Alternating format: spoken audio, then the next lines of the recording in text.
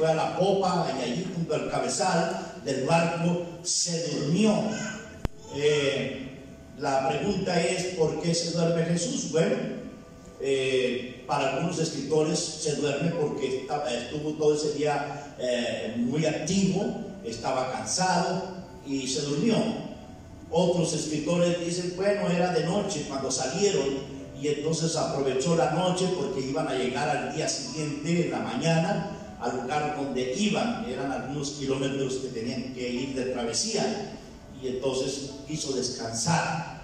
Y Marcos o algunos sobreentienden que había un propósito, que el que Jesús viajara, fuera todo ese transcurso del viaje, o quisiera dormir. Había cierto propósito, cierta intención, y es muy probable que así haya sido, por la propia narrativa que tiene el Evangelio de Marcos, o que nos da Marcos en esta situación de lo que sucede allí. Y bueno, en el viaje lo que sucede es una tormenta, se desata una gran tempestad, viento tempestuoso. Yo creo que lo que significa eso es que es un viento con lluvia, ¿verdad? Con mucho aire, fuerte aire. Cuando leo también esta parte de esta historia, ¿cuántas cosas pueden ocurrir cuando se desata una tormenta en la vida? Cuando se desata esas tormentas, como dice aquí la Escritura.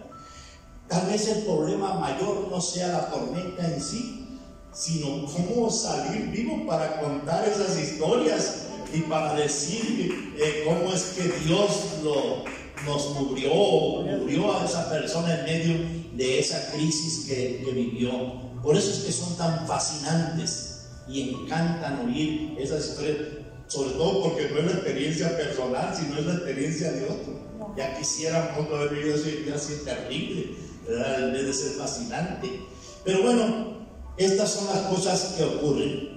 Entonces aquí hay algunas ideas centrales que me parece que son muy ilustrativas, son pedagógicas, nos enseñan algo a todos nosotros, y es ahí donde está la sustancia y la esencia de esta narrativa del Evangelio de Marcos. Entonces aquí hay algunas ideas muy interesantes, sobre todo, por ejemplo, cuando nos dice lo que sucede con esa tormenta repentina que vino en el mar cuando ellos navegaban. Dice que no podían controlar el barco. El agua entraba y amenazaba con hundir la barca y que todos naufragaran. Y cuando se naufraga, pues algunos pierden hasta la vida. Es lamentable, pero pueden suceder también pérdidas humanas. Y aunque allí en ese barco iban algunos de los discípulos de Jesús que eran pescadores, por ejemplo, podemos mencionar a Pedro, podemos mencionar a Jacobo, podemos mencionar a Santiago, no sé, tal vez algunos más de los que iban allí en el barco eran pescadores, tal vez Andrés, tal vez Natanael, porque 10 de los discípulos de Jesús eran originarios de Galilea, y Galilea es una zona de gente pescadora. Es el oficio que predominaba en esos tiempos de Jesús, así que muchos de ellos tal vez conocían bien de estas situaciones que ocurrían en el mar, pero esa vez batallaban mucho para controlar el barco.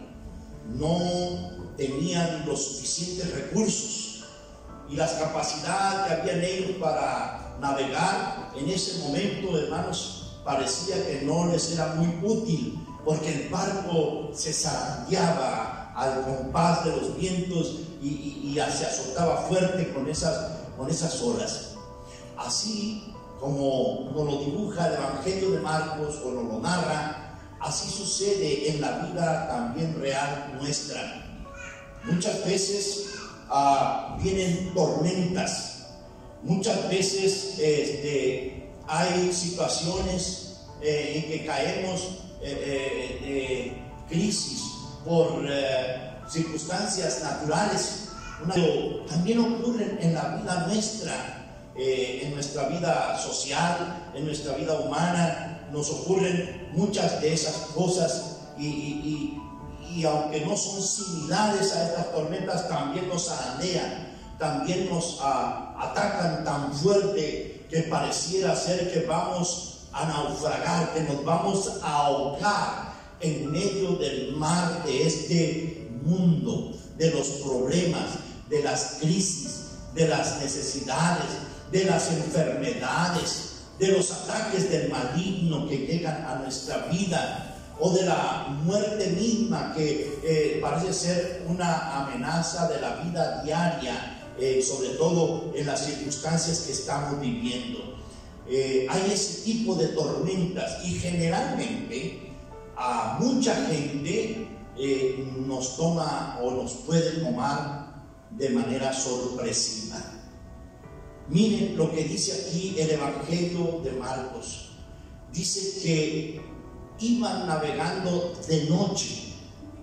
Cuando Marcos narra que era de noche, creo que también nos quiere decir algo, nos quiere enseñar algo.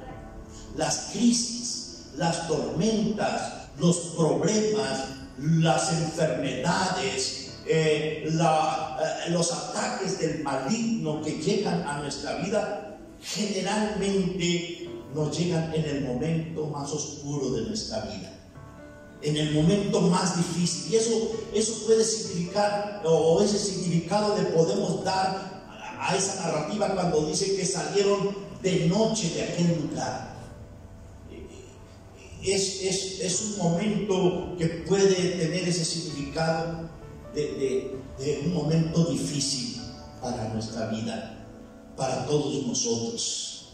Y es allí, en la noche, cuando no puedes ver con claridad, cuando no puedes actuar de manera dinámica como lo haces en el día, cuando no estás tan activo como en el día, cuando vienen esas crisis, cuando vienen esos ataques, y se puede perder fácilmente la vida porque estamos en peligro.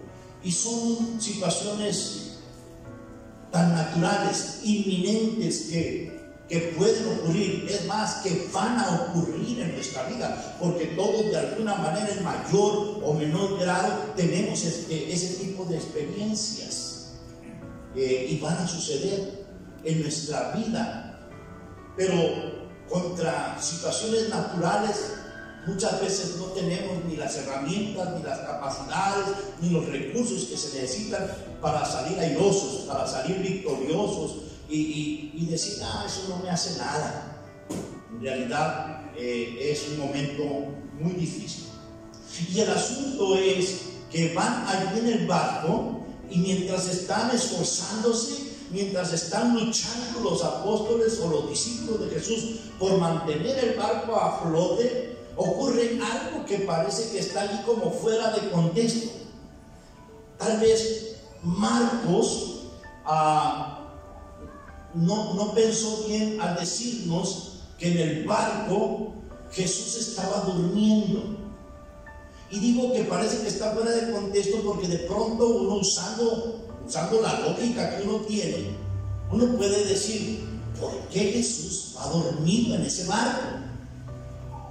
No parece tan congruente con la historia, porque está diciéndonos que hay un huracán, hay un viento que con tormenta. Me imagino que había rayos y centellas en ese momento, oleaje tan fuerte. También él se estaba mojando seguramente y dormido. Dice Marcos que estaba dormido de tal manera que los discípulos tuvieron que despertarle. Sin embargo, aunque hay diferentes opiniones sobre esa historia de que Jesús iba dormido para justificar lo que estaba sucediendo, pues algunos van a decir, es que estaba muy cansado, o es que tenía sueño, un sueño muy grande y no aguantó y se durmió en el barco. Pero lo más probable es que Jesús quería dar una lección, que Jesús quería enseñar algo a sus discípulos. Y ese sueño o ese dormir de Jesús tenía un propósito: es enseñar a sus discípulos seguramente a que aprendieran a depender de Él, a que sus discípulos confiaran en Él, a que sus discípulos creyeran en Él. Y me parece más congruente eso, porque el capítulo 4 de Marcos, está tratando de llevar a cabo una narrativa donde nos está hablando como si fuese un manual de discipulado. Ese evangelio está tratándonos de hablar de los sucesos que están aconteciendo y cómo Jesús les va enseñando a sus discípulos cosas nuevas y dándoles nuevas experiencias para que ellos confíen más, dependan más, crean más cada día en el Señor. Y cuando sea el momento en que tengan que hacer las cosas ellos solos, ya sean unos discípulos bien aleccionados, bien preparados, bien capaces, bien firmes, bien confiados, con una fe segura, cierta, y que puedan tener paz en medio de tormentas, que puedan tener seguridad en medio de los ataques naturales, de los ataques del maligno, de las enfermedades o de la misma confrontación con la muerte. Y esto que digo es algo que me parece que está realizando el Evangelio de Marcos procesualmente, de manera progresiva, para enseñarnos estos principios de discipulado muy interesantes que hay en la Biblia. No estoy delirando, porque me leí todo el Evangelio de Marcos para entender algunas cosas que están allí escritas.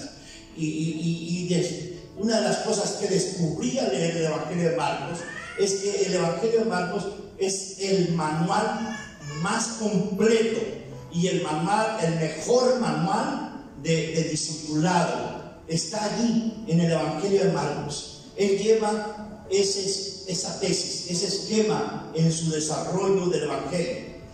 Y les voy a dar una pequeña muestra sin entrar en mayores explicaciones de ello. Por ejemplo, en el capítulo 1, Jesús habla y dice: el tiempo se ha cumplido, el reino de Dios se ha acercado. Les está enseñando a los que le oyen y a los que están dispuestos a creerle y a seguirle cómo ser ciudadanos del reino de Dios. Y el reino de Dios ha llegado a ellos, y allí empieza prácticamente el ministerio de Jesús. Luego enseguida Marcos nos relata la historia de cómo Jesús les quiere enseñar cómo ser pescadores de hombres. El milagro que ocurre en Galilea, donde sacaron muchos peces Pedro y algunos de sus otros discípulos, no era para que tuvieran buen negocio de pesca ese día. El propósito del Señor era enseñarles cómo pescar hombres para el reino de Dios. Eso se llama discipulado. Cómo pescar esas personas y conducirlas al reino de Dios. Y si seguimos avanzando en la lectura de Marcos, encontramos aquí mismo en el capítulo 4 cómo Jesús empieza hablando de una parábola. Marcos menciona solo una parábola. El Evangelio de Mateo en el capítulo 13 menciona 7 parábolas, pero Marcos habla de una. Y en esa parábola habla de la parábola del sembrador. Lo que Jesús tiene como propósito fue enseñarles a sus discípulos cómo ser pescadores, cómo sembrar la semilla del evangelio del reino en el corazón de los hombres. Cómo descubrir una buena tierra, un buen corazón donde debes de sembrar el evangelio del reino. Por cierto, no siembres el evangelio del reino donde ni siquiera te quieren escuchar. Siémbralo en buenos corazones, en buena tierra. Allí es donde va a funcionar el asunto. Eso es lo que dijo Jesús.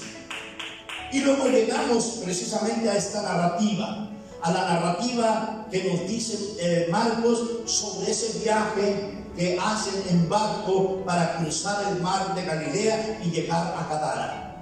¿Qué es lo que Jesús quiere enseñarles a sus discípulos? Ahí van los 12 discípulos. Lo que Jesús les quiere enseñar es cómo depender de Él.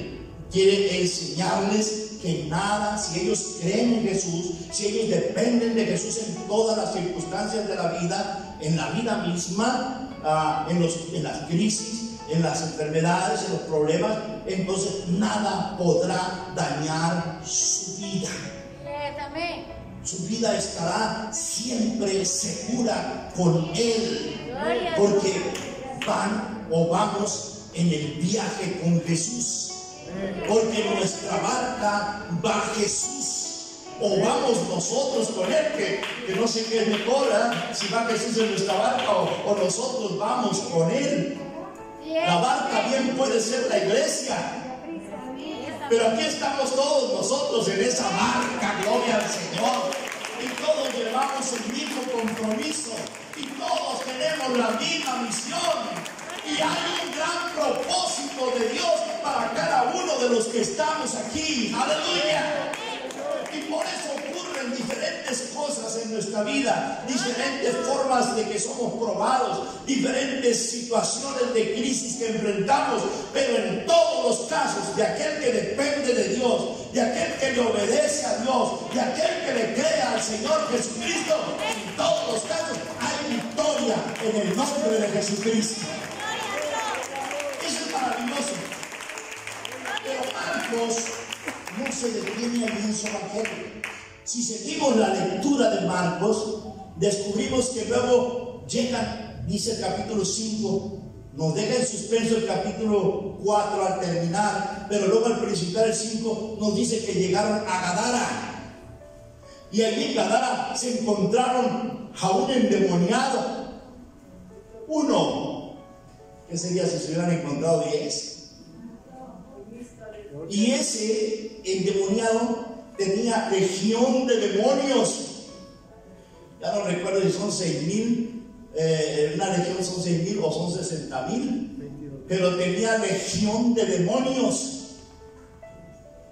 No sé, pero yo creo que los discípulos nunca habían visto tanto demonio. Son muchos los demonios que atacan la vida del hombre y que lo hacen vivir situaciones difíciles. Esos demonios le robaron la mente, le robaron sus capacidades y sus facultades normales a este hombre. Pero cuando llega Jesús, el Señor reprende a los demonios y el hombre queda libre. ¿Qué es lo que Marcos nos está queriendo decir con esa narrativa a quienes somos discípulos de Jesús?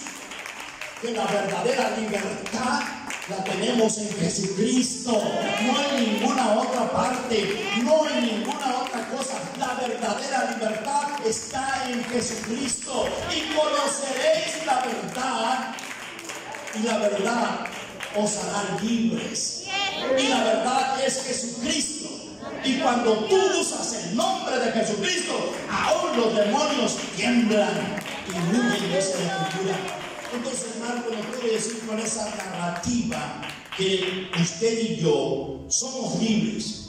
Usted, amigo, puede ser libre por el poder del nombre de Jesucristo. Por eso es importante llevar a Cristo en nuestra barca, o que nosotros vayamos en la barca de Jesús, porque la iglesia al final de cuentas no es nuestra barca, es la barca de Jesús. Y estamos en la barca de Jesús, hermanos. Gloria a Dios. Yo que usted no me cansaba de glorificar al Señor, no me canso. Gloria a Dios. Gloria a Dios. Pero tampoco termina ahí Marcos, sigue la narrativa para darnos un discipulado una enseñanza bien efectiva. Siguiendo la narrativa del mismo capítulo, nos habla de que Jesús entonces lo expulsan de ahí de Gadara porque se asustaron, porque vieron que echó fuera los demonios y ya no lo quisieron allí en esa tierra. Y entonces Jesús se va a otro lugar, y al lugar que se va, allá está una multitud esperándolo. Ahí sí dice que cuando llegó había una multitud que lo estaba esperando. Un hombre se acercó entre la multitud y le dijo: quiero que vayas a mi casa para que ores por mi hija. Está muy grave, está muy enferma. Y Jesús le dijo: sí, sí voy. Pero cuando le dijo que él iba, por ahí alguien le llegó a dar el chisme y le dijo: no, tu hija ya está muerta. Y entonces Jesús le dijo: pues ya no vaya, ya murió. Pero Jesús tenía otros planes. Entre tanto que Jesús va a la casa de Jairo, una mujer llegó a donde estaba Jesús, se abrió el campo. Era una mujer que estaba enferma, tenía 12 años enferma. ¿Cuántos años? 12. ¿Cuántos? 12. La palabra o el número 12 en la Biblia significa gobierno, por eso 12 discípulos. Por eso 12 meses tiene el año. O sea, el año es gobernado por 12 meses y cada mes tiene sus 30 días, 31 días, excepto febrero. El número 12 significa gobierno. Así que esta mujer estaba gobernada por una enfermedad. Es decir, el texto lo dice muy claro, se había gastado todo en médicos, en medicinas, y ya no tenía ni con qué comprar más medicina. Ya se sentía ella desahuciada prácticamente. Su enfermedad era crónica, para agravar más la situación. Su enfermedad era crónica, no había sanar por más que se había esforzado. Así que cuando Jesús llega a aquel lugar, le devolvió la esperanza, tuvo fe en él y fue hasta donde estaba Jesús, contra toda lógica, contra toda ley judía, y llega y toca el manto de Jesús, el borde del manto de Jesús, y en el instante, dice la Escritura, fue sana. ¿Qué pretende Marcos cuando nos relata esa historia? Marcos nos relata esa historia para decirnos que en Jesús hay sanidad. Él tiene un poder sobrenatural sobre los vientos, sobre el mar, sobre los demonios, sobre la enfermedad, aunque sea crónica. No importa cuál sea tu enfermedad, si tú eres un seguidor de Jesús, un creyente de Jesús, tú le obedeces a Jesús, hay un poder sobrenatural que puede obrar para realizar un milagro en tu vida, o los milagros que sean necesarios. ¿Cuándo lo creen? ¡Aleluya! Eso es verdad. Y lo testifican las Escrituras. Y por si fuera poco, Marcos no se detiene y sigue su manual de discipulado para enseñar a sus discípulos. Todo esto fue una lección, fue una enseñanza para sus discípulos muy grande, que también quedó allí escrita para todos nosotros. Ese fue también otro de los propósitos al escribirla. Y luego dice entonces la Escritura que Jesús llega hasta la casa de Jairo. Todos ahí están tristes, otros están llorando, y Jesús les dice: no se angustien, la niña no está muerta, la niña duerme. Gloria a Dios. ¿Cuántos años creen que tenía la niña? ¿Cuántos? 12. También 12. No es una coincidencia. 12 discípulos, 12 años enferma la mujer, 12 años tenía la niña, era una niña. Apenas entraba en el pensamiento judío lo que se llama la edad adulta, la edad donde es responsable la persona por sus errores, por sus pecados. Entre los judíos, que son los 12 años. Así sucedió con Jesús mismo, pero no voy a explicar eso. Solo quiero que lo tengan por allá anotado cuando quieran darle una revisión a eso. 12 años tenía la niña, pero al llegar Jesús, entra hasta donde está la niña y resucita a la niña por el poder de Jesucristo. La niña estaba sobre ella la muerte, es decir, el 12 significa que la muerte había tomado autoridad sobre ella. Eso significa el 12 allí, porque dijimos que el 12 es gobierno. tomó autoridad sobre la niña y le quitó la vida. Pero llegó a aquel lugar alguien que es más poderoso que la misma muerte. Y lo que hizo Jesús fue quitar las cadenas que la muerte había puesto sobre aquella niña, y la niña resucitó.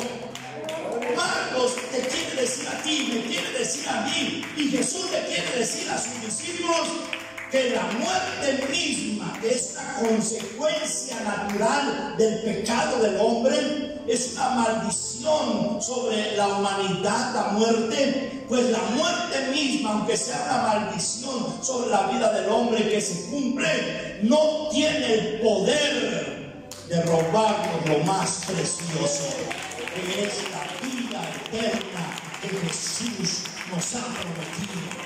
Para eso nos habla la Biblia de su resurrección. Y si Cristo no hubiese resucitado, dice Pablo, vana sería nuestra fe. Los más dignos de conmiseración seríamos. Pero ahora Cristo ha resucitado. Aleluya. El Señor de la vida está entre nosotros. Va en nuestra barca. Aleluya.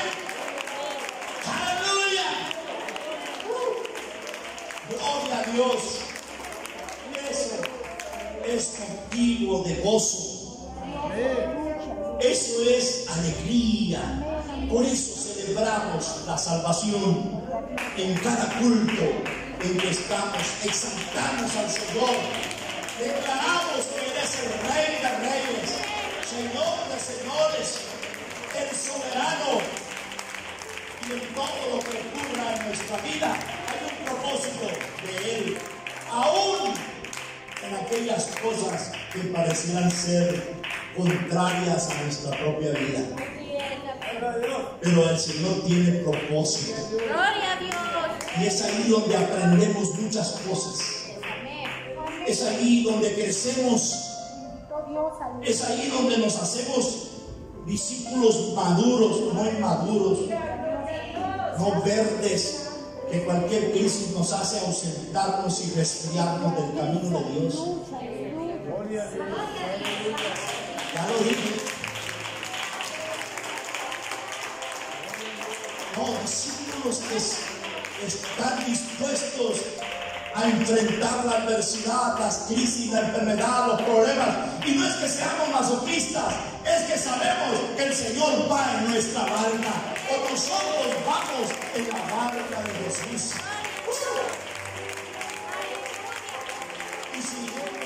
Y si sientes que Él va dormido, pues aprende de lo que dice aquí Marcos. Los discípulos le despertaron. Entonces despiértale.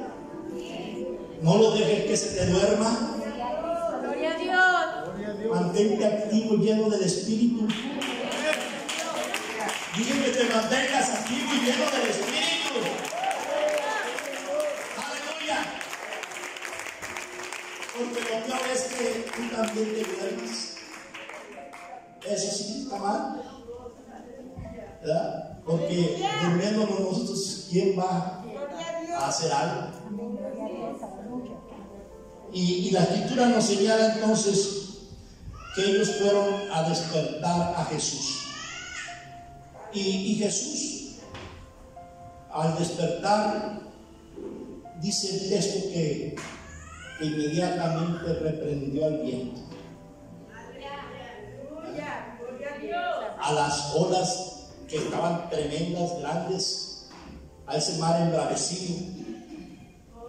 Le dijo: calma, ten crisis, dicen los gringos. Y decir 10 metros de alta, 50 centímetros, nada, pues desaparecieron todas las olas. Ese es el poder sobrenatural del Señor Jesús. Puedes confiar en Él, puedes depender de Él, debes creer en Él, debes obedecerle a Él. Pero no solo al viento y al mar los calmó. Una vez que hizo eso fue y reprendió a los discípulos, se exhortó. Y les dijo, ¿cómo? ¿No tienen fe? Gloria a Dios. ¿Qué sentirías tú que el Señor te diga, ¿cómo? ¿No tienes fe? Y usted a lo mejor preguntaría, ¿pero por qué, Señor? Pues si había una tormentota. Pues yo creo que está muy claro lo que Jesús quiso decir, pero no todos lo entienden. El mismo pasaje te dice por qué tiene la razón al decirles eso. A ver, si tú lees el versículo 1 de Marcos, empezamos el versículo, no, perdón, no es el versículo 1, es el verso 35, o sea, el primer versículo que leímos del capítulo 4. ¿Cómo dice? ¿Cómo dice? A tú que tenga una voz. Al otro lado del fuego, al otro lado del agua. ¿Qué les dijo Jesús? Crucemos al otro lado. Crucemos, le dijo, ¿a dónde? Al otro lado. Hermanos, ahí está la respuesta. Cuando Jesús dice algo, Él cumple lo que dice. Amén. Amén. Todas las cosas pasarán, dijo Jesús, Así es. mas mi palabra no pasará. Y Él dijo, crucemos al otro lado. Gloria a Dios. Y ellos oyeron esas palabras y debían de haberle creído a Jesús, que iban a llegar al otro lado. ¿Por qué? Porque Jesús lo había dicho. Así es. Amén. Porque Jesús es el Señor. Amén. Ahora quiero decirte a ti, ¿acaso Jesús no te dijo, cree en mí y serás salvo tú y toda tu casa? ¿Acaso Jesús no te dijo que si tú crees en Él, la libertad ha llegado a tu vida? ¿Acaso Jesús no te dijo que te iba a llenar de su Espíritu Santo para darte fortaleza, para guiarte en el camino por este mundo, en tu caminar por este desierto? ¿Y por qué muchas veces nos asustamos? ¿Por qué muchas veces nos llenamos de miedo? ¿Por qué las pruebas, los problemas, las crisis nos ponen a temblar y dudamos? Gloria a Dios. No me miren tan feo porque me hacen pensar que ya les pasó. Gloria a Dios. Y dudamos de que el Señor vaya a hacerlo realidad. Y por eso es que el Señor les dice, ¿cómo? Ramona, Julia, no sé qué más. ¿No tienes fe? ¿Qué no te dije? Gloria a Dios. ¿Qué no te dije? ¿Por qué se alborotan tanto? Bueno, sí, alaben al Señor, eso. Gloria a Dios. Aleluya. Gloria a Dios. Pero de esos alborotos que dan miedo. Gloria a Dios. Aleluya. Por eso es que Jesús exhortó a sus discípulos y ya que calmó la tempestad y calmó el mar, va y les dice, ¿ustedes qué? ¿Por qué andan todos temerosos? ¿Qué no les dije? Aleluya. Así es. Amén. Gloria a Dios. Gloria a Dios. Te hablo a ti. ¿Qué no te dije?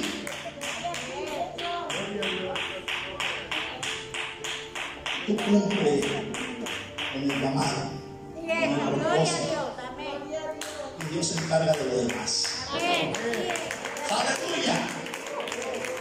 Gloria a Dios. Entonces, creo que esta narrativa de Marcos, como otras, tienen un sentido pedagógico. Tienen el propósito de enseñar algo bien importante para nuestra vida cristiana. Y es esa, la historia es real, la historia ocurrió, pero ahí está la enseñanza escondida para que usted y yo la descubramos y vivamos con certezas, vivamos con paz en nuestro corazón, vivamos con seguridad. Así es. Amén. No te va a pasar nada, ni un minuto, ni siquiera un segundo antes o un segundo después van a llegar las cosas que deben de llegar a tu vida. Es el Señor el que se va a encargar de ello. Así que no te afanes, no te preocupes tanto. El Señor tiene control.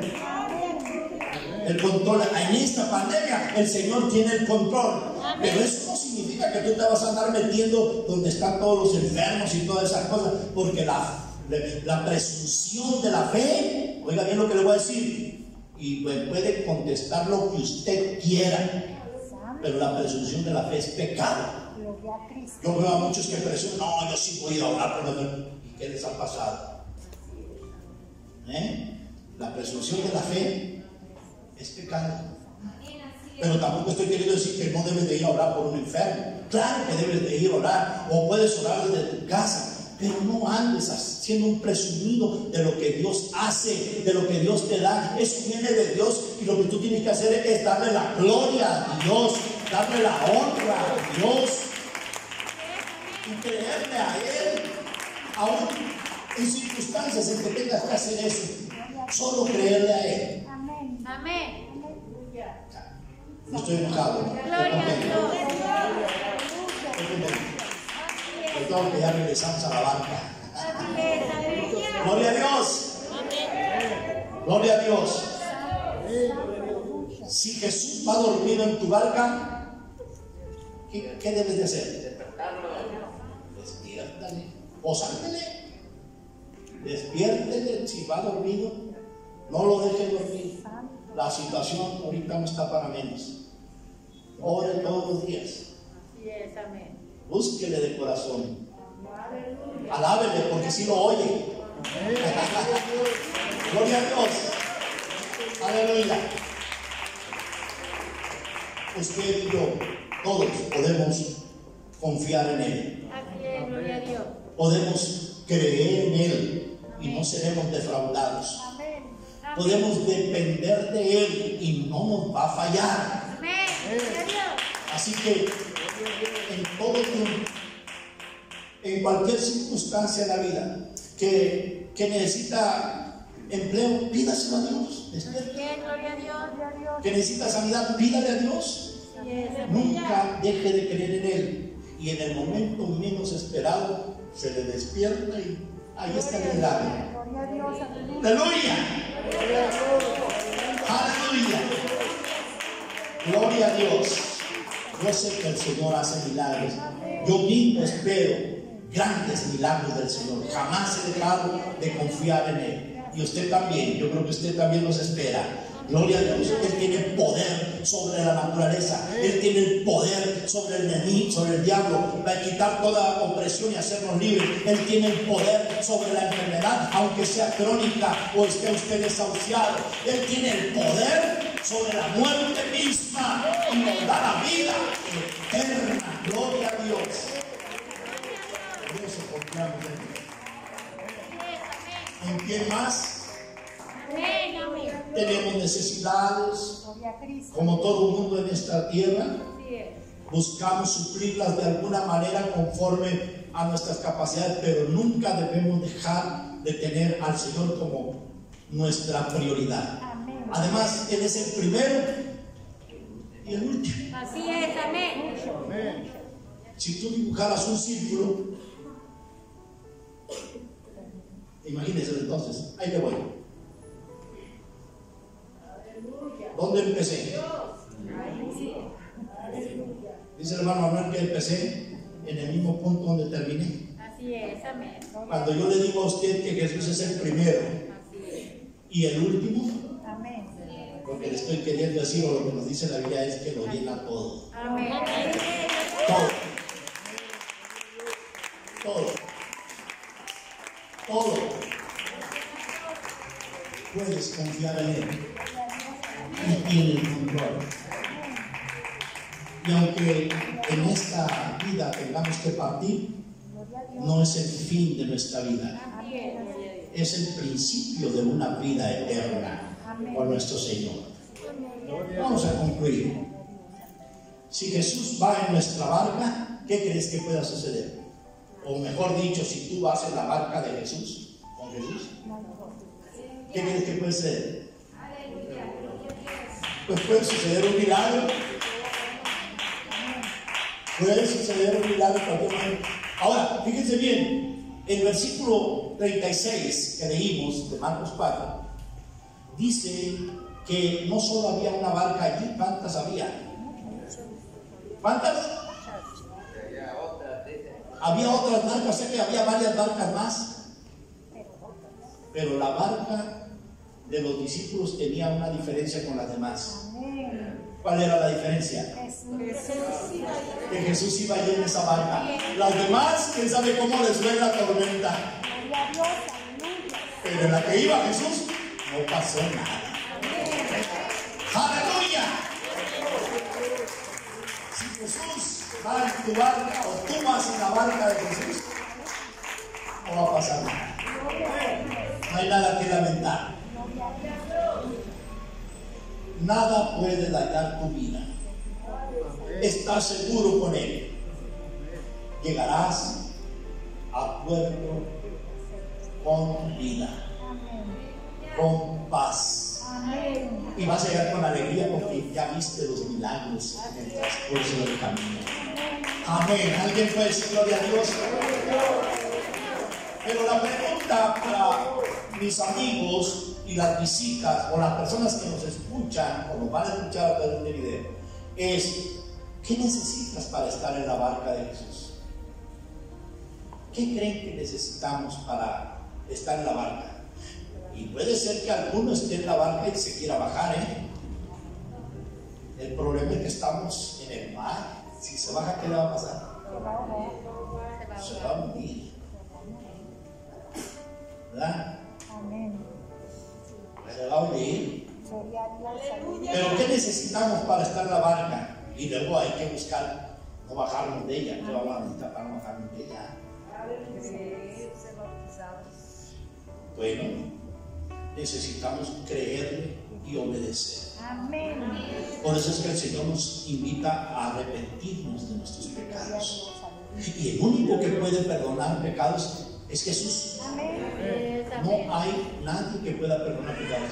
Ni el pastor, ni el sacerdote, ni tal iglesia, ni tal hermano o hermana. Nadie puede perdonar pecados, solo Jesucristo. Entonces Él nos llama al arrepentimiento, a creerle y a obedecer. Y si no lo haces, no estás en la barca, tú estás en las otras barcas. Gloria a Dios. Y ahí Jesús nos responde. Ahí Él nos responde por tu vida. Además de arrepentirte, o sea, creerle y obedecerle, tú necesitas bautizarte en su nombre. Cuando tú te bautizas en el nombre de Jesucristo, ahora tú tienes identidad. Por eso se les llama los que se bautizan cristianos. En Corinto se les llamó a discípulos y luego después se les llamó cristianos por primera vez, lo dice Corintios 3. Perdón, Hechos 3, en Antioquía sucedió eso. Entonces, ser bautizado en el nombre de Jesucristo nos da sentido de pertenencia. Pertenecemos a la familia de Cristo, tenemos identidad. Por eso es que Pablo dice que los que somos bautizados en Cristo Jesús, de Cristo estamos revestidos. Tenemos identidad. Gloria a Dios. La gente en el mundo vive sin identidad, no saben a quién pertenecen. Por eso es que se encuentran perdidos y cometen y realizan cosas que ofenden a Dios. Que no hay identidad. Y la otra cosa que hay que hacer para que te mantengas en la barca es el lleno del Espíritu Santo. El Espíritu Santo te fortalece para que no te hagan nada las tormentas.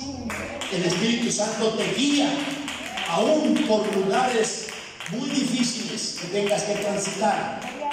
El Espíritu Santo te da la cobertura de la sangre de Cristo para que el enemigo no toque tu vida. Y además te da el poder para reprender al enemigo en el nombre de Jesucristo. Por eso es importante. Y así tu viaje será seguro. Tendrás un viaje en paz. Tranquilo. Gloria a Dios. Tienes que glorificar al Señor, porque usted es uno de esos viajeros. Usted es uno de esos, o sí, o no. levante la mano el que se quiera bajar de la barca.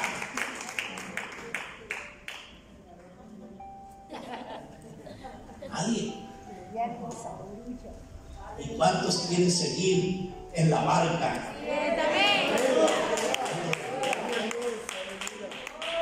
Yo también.